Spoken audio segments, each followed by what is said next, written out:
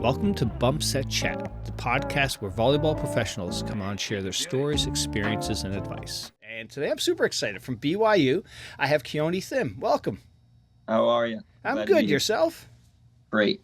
All right. So the way we start things off, we do a few random questions. So are you ready? I'm ready. All right. So if intro songs were played for volleyball players coming in, what would your song be? Okay.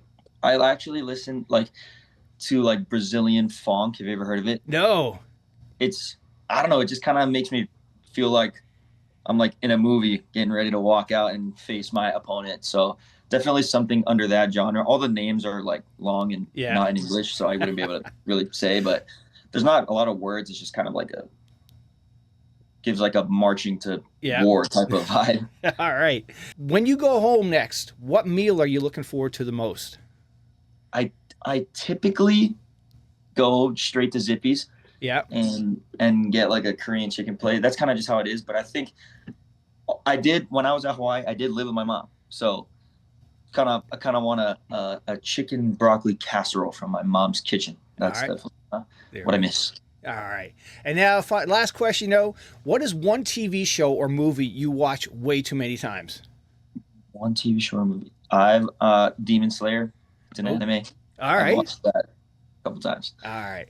Well, hey, welcome to the podcast. So, you guys are off to a great start this season, 6-0. We are. I had some battles, but, pulled out. Yeah. And how was that first set walking out, wearing the BYU colors? It was nice. I was actually very calm, collected. I was kind of excited to get out there. When we did preseason against UCI, that was like my first time going out with them. And that was more nerve-wracking, I feel. Yeah. And then when I came back after break, I was like, well, it was go time. I was super excited. Excellent. All right. And now, I think most people know where you're from, but where are you from and what are you studying? I am from Hawaii, and I actually graduated last year in sociology, so I already have a degree, and I don't plan to get my master's or anything. Yeah. So while I'm here, all I'm taking is like enough credits to be eligible to play. Nice. And it works out perfectly because my volleyball at BYU is actually a couple credits, which is nice. Shoot, nice. And I'm taking like an internship that is actually worth the perfect amount of credits that I need left. So I just have one internship and volleyball. What a perfect year. It's nice, yeah. Excellent. All right. So when did you first discover volleyball? I've known of volleyball for a long time. Like both sides of my family were pretty big on volleyball, and I kind of grew up with cousins who just were very good at it and played at it. So I knew how to play. Yeah. Like my ball control and kind of just playing with them outside throughout all the years when I was young. But I guess you could say I officially joined a volleyball, like an official volleyball type of thing when I was a freshman. But freshman year, I like to say junior year, because junior year is when I first joined club. Freshman year, I kind of just played for fun. I kind of more liked football. I actually failed my classes, so I couldn't even actually play. Yep. So freshman year, I didn't even really play. I was kind of just there for the ride, I guess. And then sophomore year is actually when I spent a year in Utah, and I went to high school in Utah. Oh, and it wasn't a school sanctioned thing at the time, but they did have I went to this school called Timpview, and they did have you would represent Timpview as on a volleyball team, but you would kind of just show up to this big gym every other week and then play another school. Yeah. So it wasn't like, did I play? Yes. But then when I got back from Utah, I was like, I actually kind of like volleyball. I'm going to join club. And that's when I actually started all right, that's when I locked in on everything. Yeah. And that's when I fell in love with the sport. And then that's when I actually started doing it. All right. Speaking of falling in love with the sport, what is the hook volleyball has on you that it's your sport? It's just at first it just became something I loved. And then actually when I did join it and I fell in love with it, my junior and senior year, hey, things happen, family stuff happened, a bunch of stuff happened. Yeah. And it kind of became a outlet to be the best version of myself, or I really didn't want to be a victim of my circumstances. Yeah. Other things. So at first it was kind of definitely more motivated by I just want to be the best. I want to prove this. But but it was more so just like, I want to make it out type of motivation when I started. And I heard, when you were locked in, you were like during COVID breaking into gyms and whatnot, working out, dude. That's hardcore.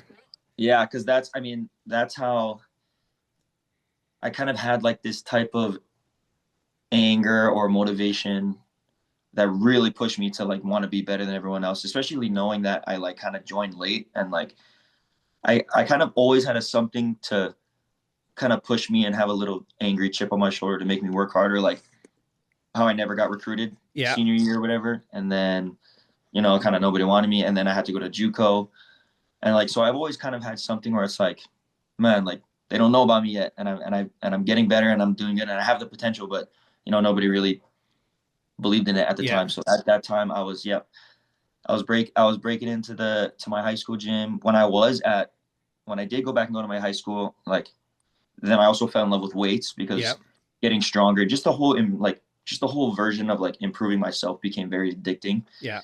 Right? Especially when you see your first results. I started loving lifting. I loved getting better at volleyball. And I became like the lunch lady at my high school because we'd be able to get so much more food. Yeah. And I would get my protein and I'd take a bunch of stuff home, and I was super, super addicted to the process for sure. Nice. And now, which came first, the hitting and jumping or the serve? Which was the one that you really, fell into perfecting or, being your thing? I think the jump came with more work for sure. By the time I started like jump serving, I was already kind of a year and a half, 2 years into lifting. Yeah.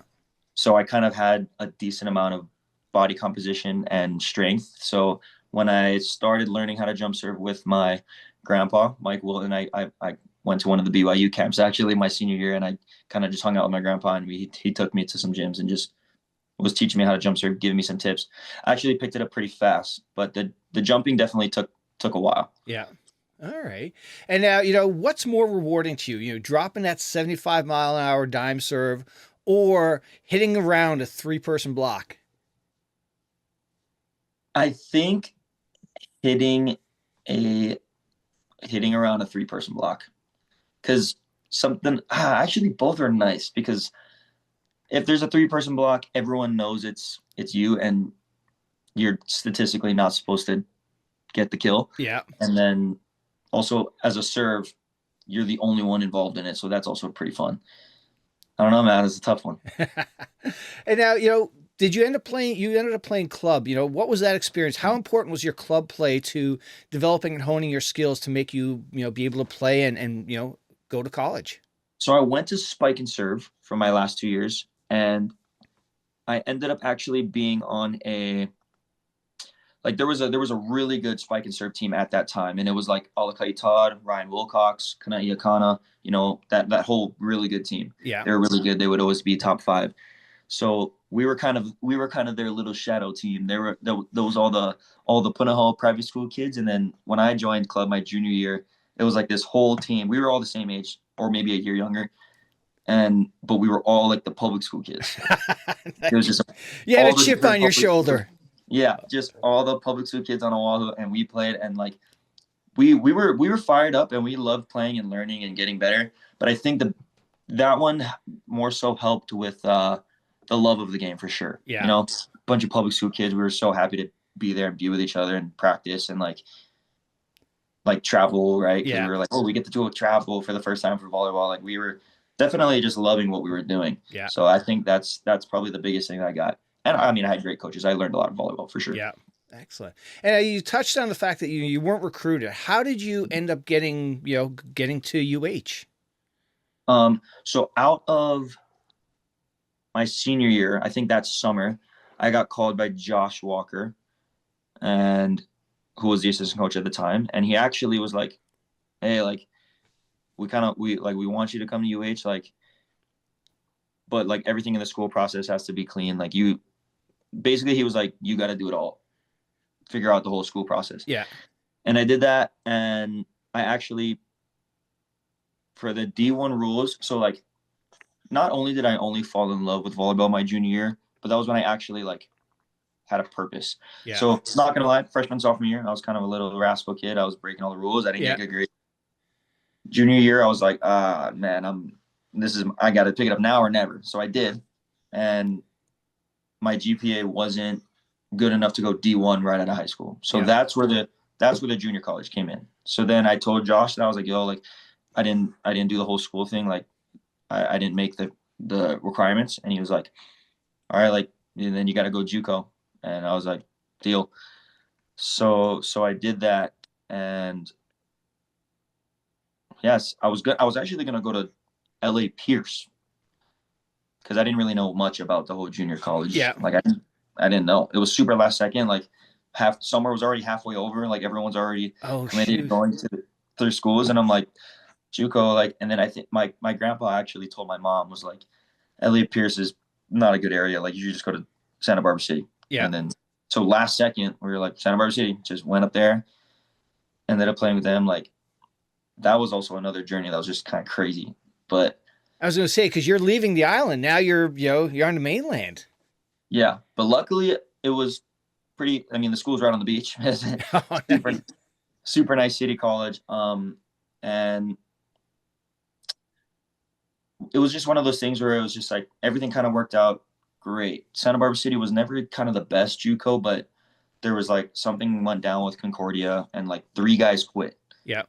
And those 3 Concordia guys went down to Santa Barbara City, as well as me at the same time, and then as well as a couple veteran senior guys. So it was a really good Santa Barbara City squad. We were undefeated until COVID happened, actually. Yeah. Oh shoot. So, but like I learned so much from those D1 guys, and like I asked them all about what D1 is like and the whole process. And I only ever kept up with Josh throughout that process. Yeah. There was actually one practice though. Coach Sean, BYU, he came down while they were playing Santa Barbara. And they were in season, so like I kind of understood the vibe. I was like, they're in season. He came to one of my practices, he chilled and he watched it, but nothing nothing really sprouted from it. But yeah, that was cool. We were about to play I think it was the number 1 at LBCC, Long Beach City College. Yeah. And then COVID happened, so we didn't get to play them. Oh no. And then so you got through JCO, and then how did you end up, you checked all the boxes and you were able to go to UH? Right. It was a little complicated because COVID happened my first year. Oh. Right. So we finished everything online. Yeah. Credit wise. But I think anytime you're not a D1 qualifier out of high school, the rule is you have to get your associate's degree first. So that next year when I'm home, COVID or whatever, everyone's doing online school. I actually did online school at the community college in Hawaii. Yeah. There's no sports there or anything. So that was the year Gage them won the Natty against BYU. Okay. So I was kind of just doing school, working and playing as much beach as I can and breaking into high school gyms. Yes. So like that year was kind of just like all on my own. I had to make sure I was doing whatever I could to keep up and stay volleyball acclimated and stuff like that. And actually got pretty good and learned a lot of stuff about volleyball that year. And then finished all my classes, got the associate's degree. Yeah. And then Josh helped me figure all of that out. And then I got to go to UH. Wow. The following year. And, what was that freshman year like for you at UH? It was, the chip on my shoulder might've been a little too big. I'll say that. Okay. I was doing good at the start. I actually saw some A-side playing time a little bit. Like, yeah. I was getting after it, but I was also getting after it way too much in the weight room too, because I was just a freshman and I had this long road. I was finally here. I was so excited. I didn't realize how long a D1 college season really is, right? Yeah. It's the whole year. And I thought I could go 100% from beginning to end. Yeah. And so I remember I got hurt in the fall, and then it was like something with my back. I was squatting too much and it hurt my back, so I was out for a little. And then when I came back, I was just kind of different. I wasn't playing as well. Yeah. So, I mean, but I was still super happy to be there. I was excited. Getting to go serve was actually fun for me that year. I actually liked doing it. So yeah, it's got to be tough for for freshmen coming into, play college. You're coming from club teams where you guys are sort of the stars, and now, you're maybe coming off the bench or maybe not even coming on the bench at all. It's a hard thing mentally. I'm sure it was. Oh yeah, absolutely. People come in especially because especially the public school I was from, nobody played volleyball. I was like kind of the only one who played. Like Yeah. they're setting me pretty much like I was getting like 50 attempts a game. Um, I didn't really come in knowing I was going to be good, but I didn't want to be like the last. Right. I wanted to make sure I could hold my own at least. Yeah. Yeah, absolutely. And now, if you could go back to that freshman Keoni, what advice would you have for him? Everyone has a time, and like I think the best advice I'd give to him is like you can't force your time. Yeah. Like right now, it's someone else's time. Someone's time could be when they're a freshman, right? They're gonna have their time, but eventually you'll have yours, and you got to trust that, because I think that was all 3 years at UH. That's probably a reoccurring thing that I had to mentally battle through. Yeah. Like, when is my time type of thing. Yeah. And now you're at BYU. You went through the transfer portal process. What was that like? I kind of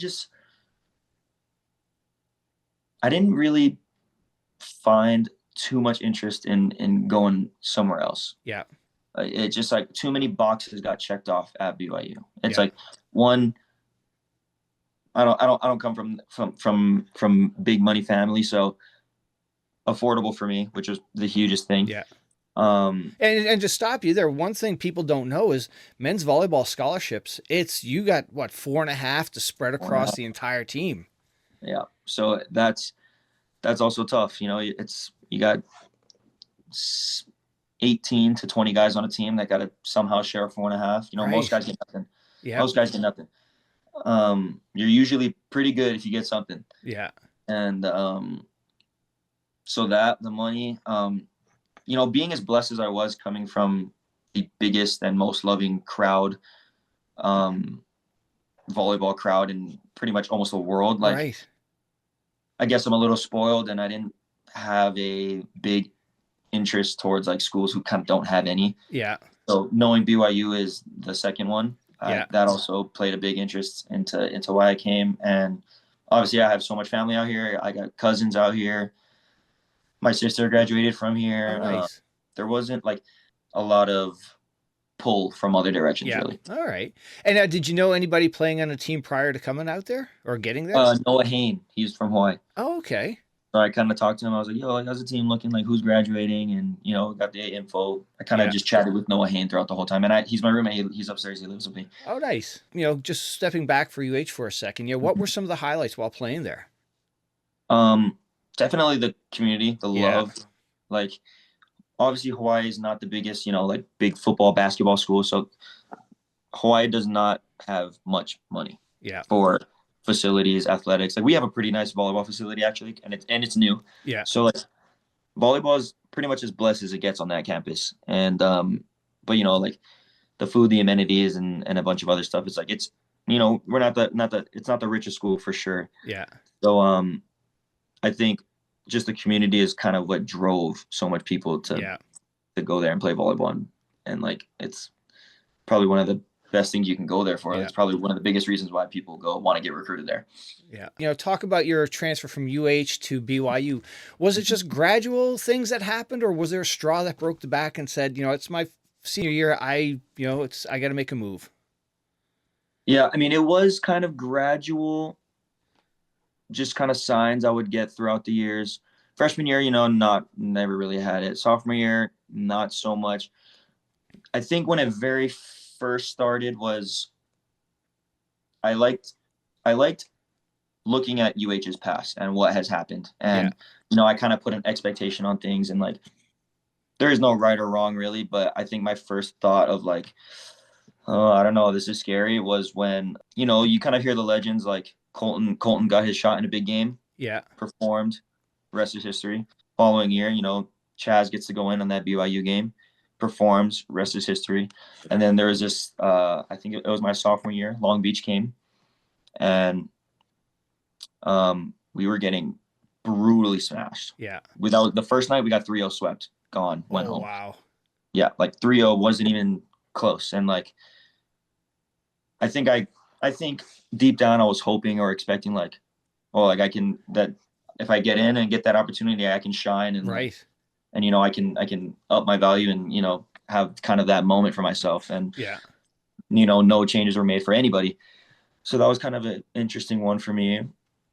That's probably when it started. Yeah. Gradually throughout my third year, my junior year is definitely when it I wasn't super sure if I was gonna leave kind of until the end though. Yeah.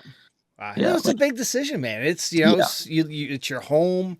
It's where, you're around of people that you love to play with. And it's like, but you got to do yeah. what's best for you.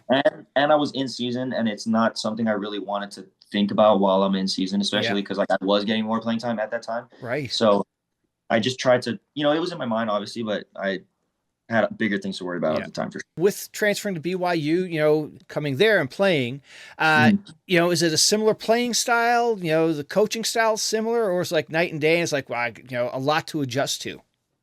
I think the head coaches are definitely different in their ways. Obviously the style was different because nobody can copy Milan's style of coaching. Yeah. The way he runs his practice is very, very chaotic, very high paced, very this, like that we're doing this, go, go, go. And, if I went to any other school at the NCAA, it would have been different. Yeah. So the coaching style is a little different the way we do it. But the more UH style from the head coach perspective was more so just perform. Yeah. And nothing else mattered. Okay. Yep. Don't care about anything except if you are winning the game. Yeah. And, I get here and they're more so, the head, like they're very, very caring people. Yeah. And even sometimes they could probably put you before the game. Yeah. If that makes sense. So that was something I wasn't used to as well, which is nice. It's great, to have coaches that want to know about you, what's the process and family and stuff like that. So that was a big difference as well. But I really like the method that, them caring about. Nice. Yeah. When Chaz was on, he talked about the running, and we all know volleyball players hate running. He said you guys did a lot of running. Yeah. Yeah. And they, I will say BYU, I think I've conditioned more at BYU than UH and mainly in the fall. Now we're obviously managing because we're in season, but in the fall we were constantly doing lifts, and then we also had conditioning sections. And I think we just have to because of the altitude and staying. Yeah. So yeah. Kind of just something that came with coming here. So I think I've ran more actually being here. But we've definitely jumped more at UH. Yeah. Okay. And now speaking of running, I saw that you guys, one of your videos, you have you practiced, and then after practice you had conditioning of running the hill. Mm-hmm. Who wants to run after you just, went through a practice? And what is the hill? The hill. Okay. It's actually funny you say that because we lucked out this year apparently, because I just got here and the guys on the team will all tell me about what the hill is in past years. And it's actually, that hill is right outside the school, and we sprinted it maybe 15 times. Yeah. So, but they would say that every single Friday in the fall, they would go to the hill, and it's in this neighborhood, maybe 5 minutes away from the campus. And they would run that every single Friday, and the amount of times you sprint up that hill would increase every week. Oh God.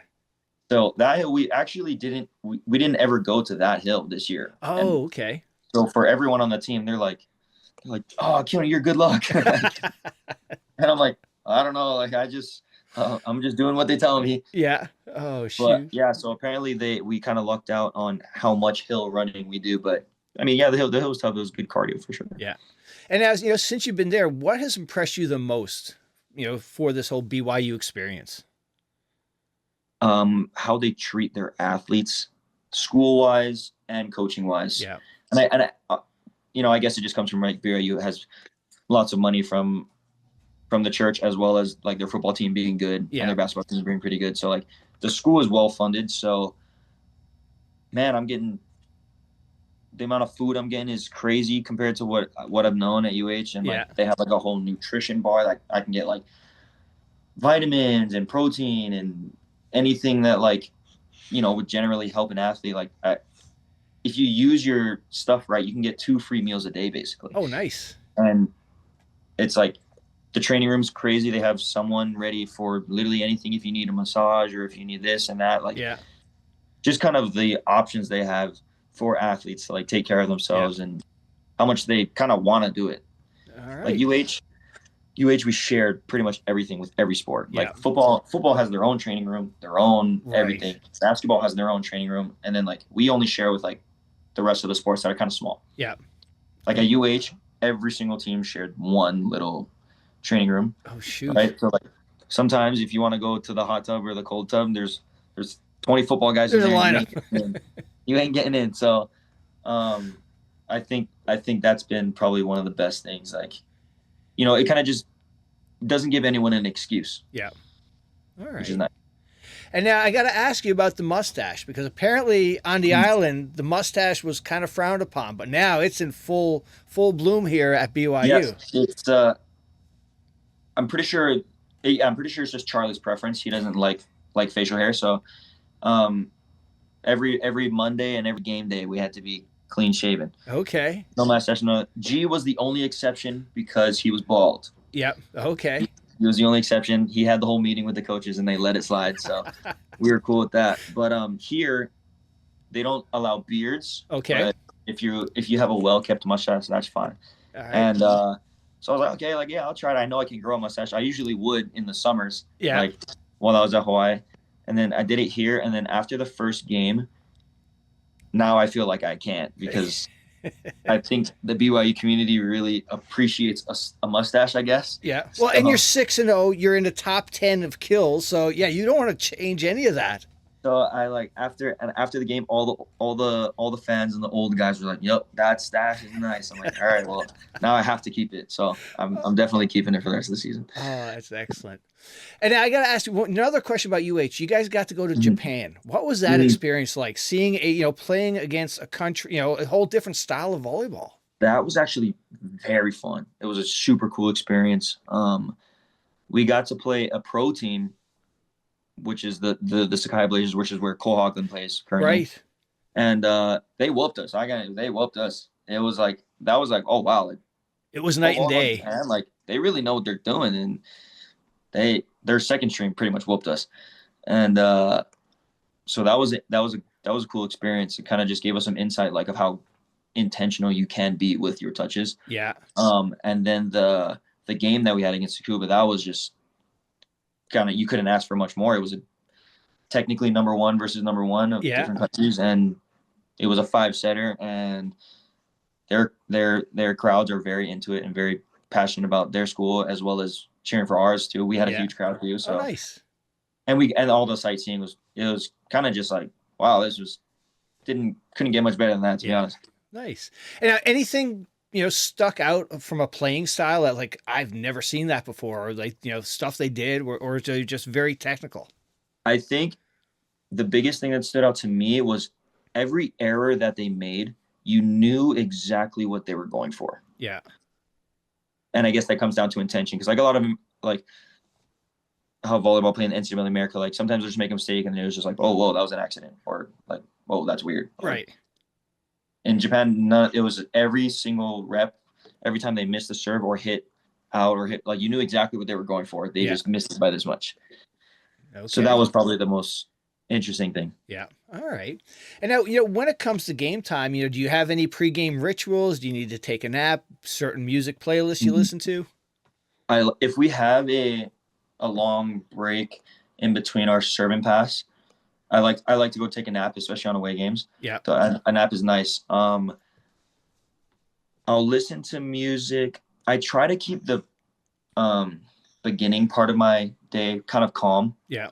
Like if I do listen to music, I don't really listen to the crazy stuff yet. Yeah. But I kind of try to keep it calm, keep my energy, like, kind of just feel the flow of the day. And then as we get closer to the game, I'll slowly lock in, get ready, and then kind of play some music that's like, get me ready to, get more hype. And being me, it's like, as small as I am, I don't really have I feel, maybe it's not true, but I feel like sometimes I don't have the luxury of like kind of playing more calm and collected. Like I have to be max exerting my jumps, my swings, and like I kind of have to have fire in me to compete with the taller guys. So it's like I kind of just try to embrace that, and I try to get into like go into war mode before every game for sure. Yeah, absolutely. Because if you're going up against guys 6'4", 6'5", they're getting you up there quicker. They don't need to go 100%.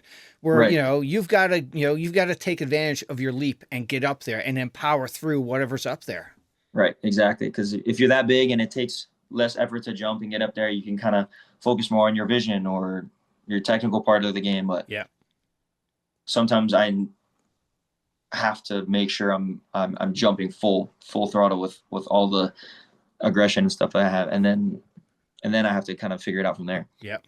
And now, do you have a sort of what's your go-to pregame meal? Pre-game meal. I actually don't have a specific one. Because especially when we're on the road, we'll after serve and pass, we'll have like a team meal and whatever that entails. Like I'll just make sure I eat it. I'll just try to get the most like protein or carb based meal that they have to offer. Yeah. And maybe I don't know, Advil's my pregame meal, I guess. Oh God. Nice. And now, I know you've only been with the team for not a long period of time, but who's the joker? Is there somebody on the team that you can always tell is the guy who's cracking, when there's a tense moment, he's cracking a joke or something? Definitely Cole Hauser, without a doubt. Yeah. He's from OCC, and like he's probably a guy you wouldn't want to speak at some funeral. He would find a way to like I'll get like blocked or something, and then I'll go back to serve, and he's right next to me on the bench. And he's like, "Yeah, I saw you get blocked, buddy." But it honestly kind of keeps me like, it kind of gives me a little smile. And it's actually nice. It's great to have. I like to think I'm pretty funny, but being my last year and all, like I'm pretty locked in. But when I'm with him, I get pretty dumb too. All right. And now, after when you're playing, you make a couple of mistakes. How do you reset? Like, what's your go-to sort of to refocus? Definitely forgetting obviously what happened and prioritizing what's happening next. Prioritizing what's happening right in the moment definitely helps you perform more consistently in a long period of time. Yeah. And that's something I'm still kind of learning, especially here where I'm actually trusted a lot more. Yeah. And I'm starting to figure it out because obviously at UH, like I knew my leash was short no matter what like I knew everyone, even when I was starting, like I knew once I started failing, like I'm getting out of here. Yeah. There's a reason to pull me. I'm getting pulled. So that was always kind of up and down. Sometimes it would make me play better for some reason. And then obviously sometimes it kind of just was way hard on the mental, and then absolutely kind of crumbles. So because you feel like you're walking on an eggshell sometimes. Right. Yeah. And sometimes I kind of took a pride in like, like I'll walk on eggshells, I'll be fine. Yeah. And it worked, but like that's something you can't recreate every time you get out there. Right. So now I'm learning, like sometimes I'll still kind of get tense and like when I mess up, but now it's definitely more like we're okay. Like we're gonna be all right. Like we got a lot of game left. Yeah. So let's stay locked in. All right. And now, in a couple of weeks you got UH coming to town. Are you excited for that one? Very excited. Very excited. And I'm just very excited because we'll be battle tested, and I know the whole island's coming, and that place is gonna be. It was sold out, I think, a day after the tickets got released. Oh, like shoot! That's a game obviously everyone wanted to go to, and it'll be very interesting. Love so many guys. It'll be so good to see them, and I love a lot of them. But also, we know what's going down. Like absolutely, there's a lot of business going down, and I think everyone is excited for that game. And now, what is the BYU volleyball community like? Have they embraced you? Like you're one of them now? Oh, for sure. They especially with the start that we've had, like.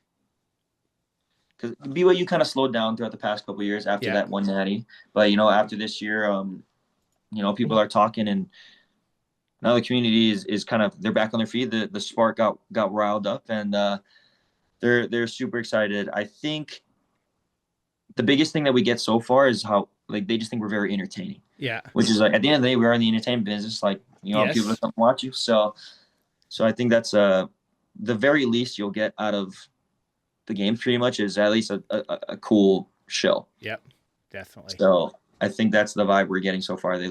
People are kind of just telling everyone that they love to watch us. So that'll be good for the future. Excellent. Well, it's in my opinion, I'm biased. It's one of the best sports to watch live too. So I'm a fun. Canadian. Hockey's normally number one, but I got this past summer. I got to go up to the VNLs in Ottawa, and I saw the men play Team USA, Canada, and that's Crazy. It is crazy. Yep. And the cameras really don't do it that much justice. No, not at all. Not at all. Yeah, 100%. And now, when it comes to your game, what has, sort of what's the most improved part of your game that you're the most proud of? I could say, man, serving is such a journey. I don't want to say serving. Serving's always up and down. I think being able to upgrade all parts of my game pretty steadily is something that I'm actually kind of proud of. Because a lot of guys have their strengths, and like this guy's gonna do this. This libero is really good in serve receive, or this libero is a really good digger, or this one. Obviously people like my serve, but it's off and on. Obviously, it's not the best serve there is at the moment. But honestly, though, you're lucky if you're 50% with your jump serve. And I mean anybody. Like that's the thing probably surprised me the most at the VNLs was how such a low percentage that that down ball serve is. It is crazy. Right, and that's another thing I'm battling as well, because where UH is from, their philosophy was like, people either ask you to serve in or serve hard, and I want both. So that was kind of their philosophy, and like you really try to do both, and like service errors was very pressuring at UH for anyone. Yeah, because that was kind of the whole motto of the team was being a good serving team wins you games. So, but now, especially coming to somewhere else, it's like when I miss, they're like, it's okay. I'm like, is it okay? Like, you're just waiting for something to happen. You're cringing. Like, are you sure it's okay? So, we're finding that, trying to have a strong serve. But I think, like overall, like obviously my blocking has been pretty bad my first 2 years, but like that's also improved. Yeah. And I'm actually doing pretty decently now. Passing and things, like I feel like I can offer something valuable in every part of the game. Nice. All right. And when it comes, you're known for your jumping. Mm-hmm. What is, I guess, first of all, what is your sort of highest vertical you've had throughout your career at this point that you guys have measured? I think my highest measured vertical was 45, but like we weren't in a game or anything. And obviously sometimes when you're really fired up in some games, like I wish they had like a tester on the side. Like, right. Yeah. You need some Amazon measuring thing going on. Yeah. Like in the game, I don't think it's outlandish to say I've probably hit like 47. Yeah. That's crazy. My highest recorded was 45. Yeah. And now, what were there, I guess let's just go back. Have you always had a good vertical, or if you haven't, what were some of the bigger things that helped you improve, where you saw big improvements in your jumping? I didn't. I actually could not jump pretty much at all when I was younger, but mine was, I kind of had half blessed genetics. Yeah. And that entailed getting stronger. I will say that, like, genetically, like the way I can increase my vertical is probably more linear than the average person. Mm-hmm. Like the heavier I squatted with good form, the more like beach volleyball I played, the more linear growth I could see in so it's basically the more I ate right, squatted heavier, I started jumping higher. So I will say genetically, like I was able to get it more linear, but I didn't start off with it. But I think the biggest difference between like my jump, I always like to compare mine to Chaz, because like Chaz had like a 44, 43. Yeah. But he could, throughout the year, every time he jumped, it would probably be 43 or 44. Yeah. Like, but then mine was like, I would probably hit 43, 44 when my legs are feeling, and like my body feels rested and maybe well fed, or like I got sleep. Then I'd be hitting 45, 46. And then also vice versa. If I kind of am too sore, like too many days in a row, I haven't had enough rest, like I would get down to like lower, like 40, 41. Yeah. So it's like His was very consistent, right in the middle, Yeah. and mine's like the way I got my vert, like with the whole squatting and all that's like. It also depends kind of how my muscle and my body is typically feeling. Like Yeah. there will be nights where I probably won't be jumping inside. Okay. And now, from a serving standpoint, did you notice a gradual increase in your serving speed? Were there certain things that helped you just, get that harder, faster serve, or was it, again just going through the gym and, just strengthening up? I think it was mainly gym because when Yeah. I first came in, I was already lifting so much throughout that COVID year. Like I came in pretty strong I was a strong freshman. I was putting up some numbers, like probably numbers I won't hit for a while. I think my strongest numbers was when I was a freshman. Like I put up like four wheels on the squat, and I put up 3 wheels on the bench somehow. Oh my God. So I was putting up some numbers, and I think that obviously correlated to my speed. But then I was obviously a little bit more tight. So I think over the years, like when I kind of started doing less and more volleyball form, the strength started turning into like good form. Yeah. And then my fastest was around there. Okay. Yeah. All right. And now, looking back, since that first time you touched the volleyball to now, is there a particular person that has helped you, who's been helped you the most from a mentoring standpoint with your volleyball game? Was it a coach, family member, a different mentor? I'm not gonna lie, I'm pretty positive it is Larry Tuileta. Okay.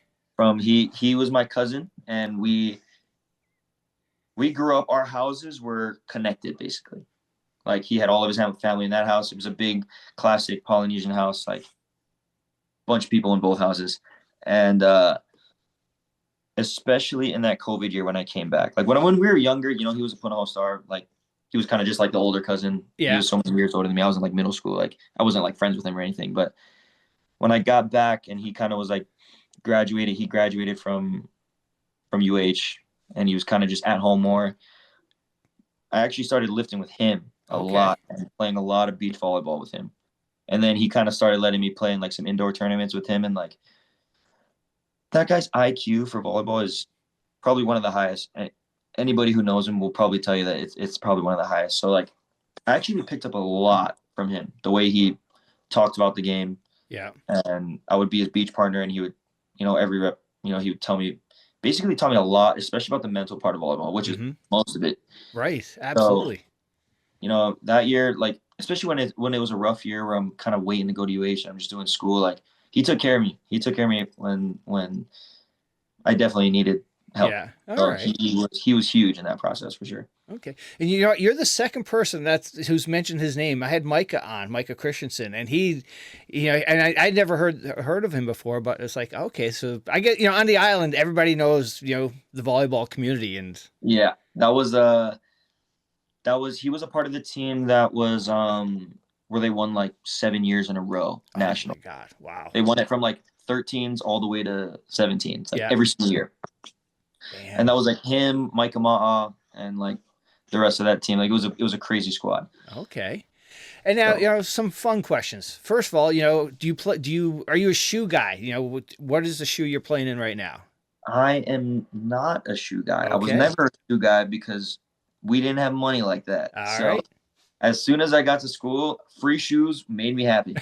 And like now, BYU gave me so many options. I'm like, I just kind of pick one that looks cool to me that day. There we go. Excellent. And obviously we switched to Nike now because BYU's Nike, so I get all these cool Nike stuff. Like I get so many options, and like Nice. Nothing to complain about. Adidas at UH, they have that one shoe that everyone wears because it's actually pretty very solid volleyball shoe. The Crazy Flight, like that one, I don't think anyone could ever really complain about it. So that was a nice shoe that we used throughout the years, which is nice. So no, I'm not a huge shoe guy. We did get lucky, blessed enough that we got to order our own shoes through Nike. Oh, nice. So I think those are coming for pretty much most of the team within the next couple of weeks. I got some Kobe's, so that'd be cool. Excellent. All right. And now, I had Eric on, showed you a while ago, and him and Taylor Averill have this thing. What's the toughest position in volleyball? So, Keoni, what is, in your opinion, what's the toughest position? I'm going to go with the classic standpoint that I would say middle if they played 6 rotations. Yeah. I would say I would. I think it has to be outside, really. Because you play 6 position all the way around. You gotta be competent in every skill. Mm-hmm. And you touch the ball the most for the most part. Yeah. First and third. And you're hitting out of the back row too. Hitting out of the back row, you gotta be ready at all times. Yeah. For a long period of time. So I'll say it's the most. Definitely the. I'll say outside. Not because I'm biased. All right. So now I had Christian Herr on, he's the PME volleyball guy. You see all his shorts on. So when he was he got to go on to VNLs with Team USA, he came up with the question, and he told me about this when he was on. He goes, I asked people, what's the easiest position in volleyball? So, let's some controversy here, who has the easiest position in volleyball? I'm going to either pick opposite or libero for these reasons. Okay. Obviously, libero is one of the things where all you got to do is pass, right? That's your only job. But the only thing that kind of makes me iffy about putting that at the weakest is because that is your only job. That's all you got. If that's something that's off that day, mm-hmm. I don't know how you get out of that mentally. Absolutely. Obviously, for all of the other positions, we can contribute in another way. Yep. And if you're having a rough day as a libero, that sounds very tough to me. It does. So there's that kind of up and down. And then opposite for me is more so you also got one job, and that's to hit the ball as hard as you can. Right.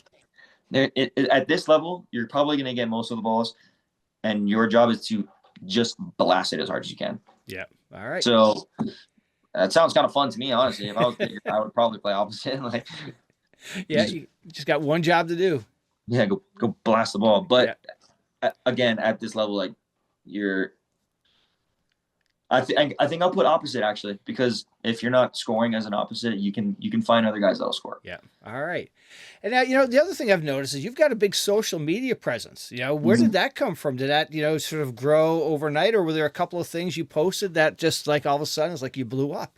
I actually worked pretty hard on it, especially because the year of COVID, when I was finally getting signed to UH, they were like, that was the year they were like, it's going to get passed for this season. Yeah.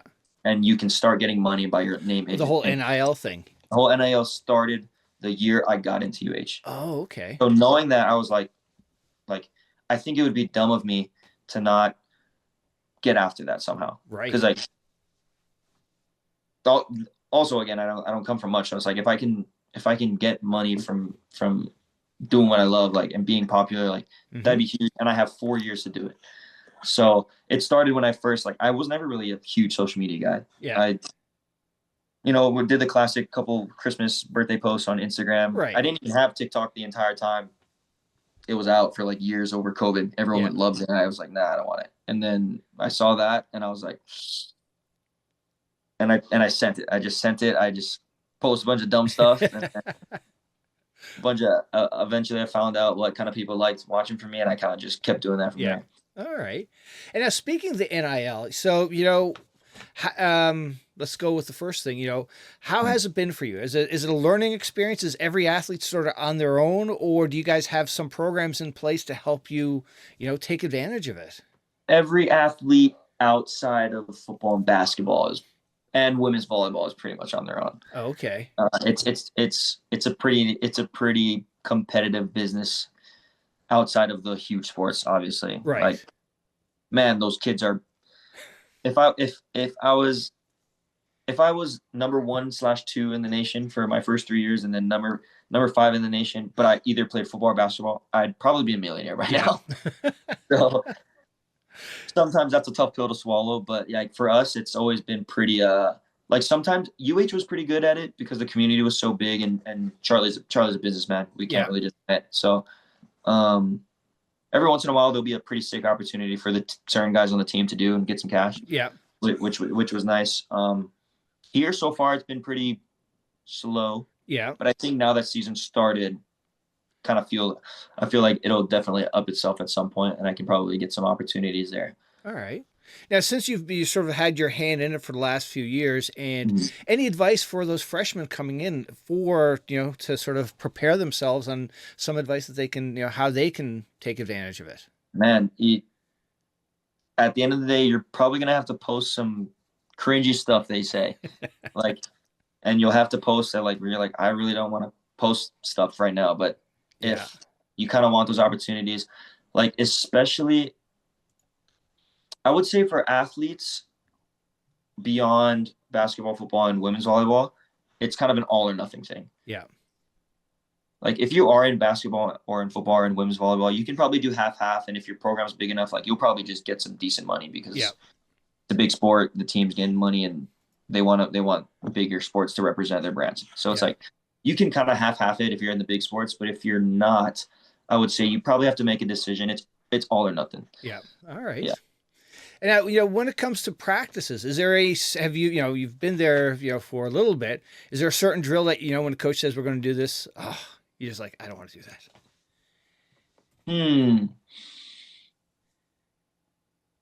I don't think it's necessarily a certain drill, but Yeah. sometimes we'll, you kind of ramp up your practices, and you end off with the whole 6-on-6 or the playing or Yeah. whatever it is, very fired up drill.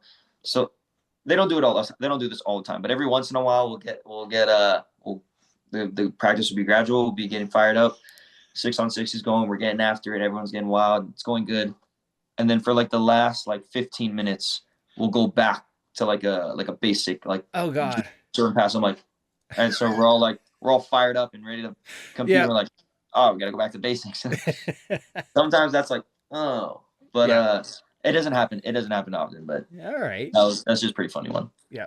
And now, away from the court, what are some things you like to do? Here has Yeah. been tough, I will say. I safe to say I picked up a little bit more video game time since Okay. because I also don't have a car here, so I don't I can't just go somewhere. Yeah. So, And now is BYU sort of like out in the middle of nowhere, or is there, it's in Provo. Provo's a nice place. Like they definitely have a lot of nice places to like eat and kind of walk around and maybe see some cool stuff. But like Salt Lake is kind of where more like social events are. Yeah. And that's kind of like 45 minutes away. Okay. Yeah. So like maybe on a special occasion, if like someone on the team or close to the team is kind of having a nice night, like then we'll all go. Yeah. But like that doesn't happen that often. Okay. But yeah, so here I've kind of, and my house is super nice, so I don't really like. And it's cold outside. And it's cold outside, so I don't really want to be going outside too much. And what are you gaming these days? What are you playing? I play a bunch. I think I play the most League of Legends. and it's like, well, I just have so many friends that play it too. Like, yeah. I don't know if you know heard of the Enriquez family, like the volleyball family. No. It's like five brothers that all play D1 libero. Okay. So just a huge volleyball family. I like a bunch of them play. Mason Tafunga from Stanford plays, and then like a bunch of guys from like UH will play. So like I kind of just have like my friends on, and we'll all talk and play. Oh, nice. So it's nice. All right. Well, Keoni, thank you so much for doing this podcast. But before I go, like with past guests, I look for you to recommend somebody in your circle who may have a good story to come on and share. Good story. Let me. That's interesting. I gotta think. There's. Let's throw a couple of names. This is your podcast. It's your rules. I mean, I love Kurt. He can do good interviews. I have a good relationship with him. Now, who's Kurt? Kurt is the middle blocker at UH. Okay. Kurt Nurser. He was kind of one of my. He came in with me as a freshman, and we kind of had a really tight bond. Had a crazy. We were kind of best buds on the volleyball court out there. And then just kind of like a couple of the guys that kind of got the short end of the stick at UH. Yeah. Like Ryan Sears is someone that I feel like could have a crazy story. All right. And where's he now? He's at Concordia right now. Okay. And he's climbing up the ladder as a libero because, yeah, he was one of those Cole Otmar is also in that scenario who kind of got the short end of the stick at UH. So, and now are these guys going to be like, oh shit, Keoni, what are you doing to me? I think Cole Otmar won't, because Cole Otmar is now at GCU, and he's kind of in the same boat as me. Like Yep. he got a worse end of the stick at UH than me. And now he went to GCU, and he's playing. He's putting up good numbers, and he's playing, and he's doing really well. He's looks confident. He looks like he's playing really well. So we're super happy for him. Excellent. So I think that's a good one. He has a good volleyball story for sure too. All right, man. Well, hey, again, thank you so much. Good luck for the season, man. Oh, what's your plan after you're done this year? This year, it's in the air. Do I want to go play pro? Of course. And it seems, and I've talked to a couple agents kind of just to see how things would go. And I know how competitive is out there, and I know that it's not as cool as everyone thinks it is. To go play volleyball in another country, right? It's not very lucrative. You don't get that much money unless you're highly looked upon. Yeah. And you don't know the language or anything like that. So I think if this year goes really well for me, for the rest of the year, if it goes really well for me, and if I'm somehow blessed with some summer USA opportunities, then I think that's where I'll consider going overseas and doing a year or two. Yeah. But if not, I'm actually very interested. I think I'll do AVP for a while. Cool. Excellent. I love beach, and my body frame has a lot more potential at AVP than it does in a crazy European country with a bunch of 6'10" and colder weather too. Yes, that would probably be one of my conditions if I do play overseas. I'm like, hey, warm country, or I'm sorry. And what about beach you really enjoy?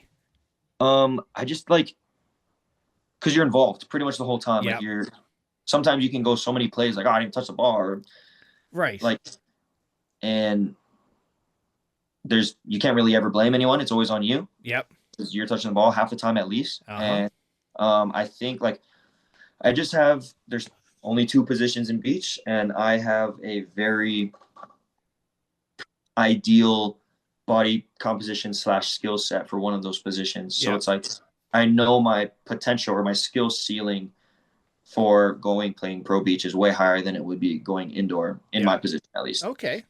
Excellent. So that's very intriguing to me. The AVP is so fun, and I just you're love playing in good weather too. Yeah, you're playing good. You're playing on the beach. It's great. All right. Well, hey, again, thank you so much, and it was wonderful to meet you, man. It was great to meet you. This is a great podcast, great interview. I was grateful to be here.